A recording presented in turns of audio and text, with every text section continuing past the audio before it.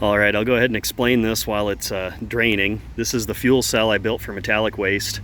It's a propane tank. I just cut the ends off. I've only painted where I cut or welded, as you can tell, keeping in theme. So I've had this cap laying around on a couple different projects. I drilled a hole with a hole saw. I used the leavings from the hole saw to plug where the valve on the propane tank was. The only thing I had to buy for this whole project was that barb and that bushing. Otherwise I had everything else. Yes, the ratchet strap is structural. I cared enough to melt the ends so that doesn't fray. That holds it down, and then these coupler nuts and 5/16 bolts hold it forward and from shifting. So as you can see, the gas is running out of here. I'm just putting it back in this tank. I tested it with compressed air, didn't see any leaks, put gas in it. That worked. That's got ethanol in it, so that's going to go to the car. I don't know if those carburetors, they're aftermarket carbs, I don't know if they're rated for ethanol. This is the vent, little loop, keeps the fuel in here and lets the vapor out. Just runs down the sissy bar back by the license plate. Tried to kind of center it so if anything comes out it doesn't drop on the exhaust. Normally if a bike had exhaust on one side, you'd run this to the other, but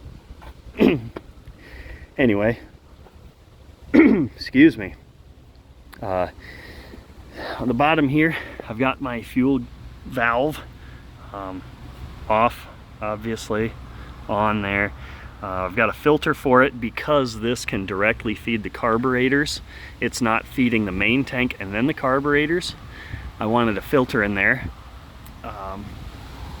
So when it's all hooked up, that filter will go to this other line here through the bike. And then I silver soldered this little barb fitting here onto that 1/4 inch T. So that blue line goes to the fuel cell. This obviously goes to the main tank. One line to each carburetor. So I can feed off of main tank or aux tank, or if this is low enough, I can feed out of both. Now the problem you'll see is if I have both tanks on and they're full, the gas out of here will push the gas out of the cap of the main tank because it's higher, so I need to be careful of that. I've done this on several other motorcycles, had fuel cells of different types, so I think I'm fine. You know, nothing unusual for me. I've done it before. So the reason I put it on here is in the 100 miles that I've driven this, I've gotten between 25 and 43 miles to the gallon.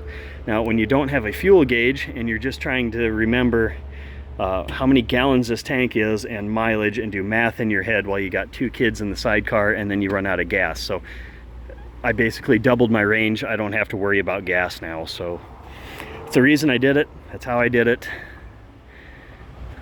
Keeping very much in theme with the rest of the bike. So I don't think I have anything else I have to do to this bike.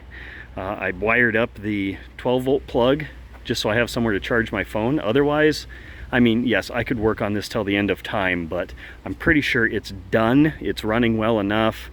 There's a slight starter clutch issue, so if I find one on eBay, I might replace that, but otherwise, I mean, it's good to go. So that's the bike back on the road, functioning, you know, improved lighting, that sort of thing. So with this fuel cell, I'm calling it good. Time to ride it.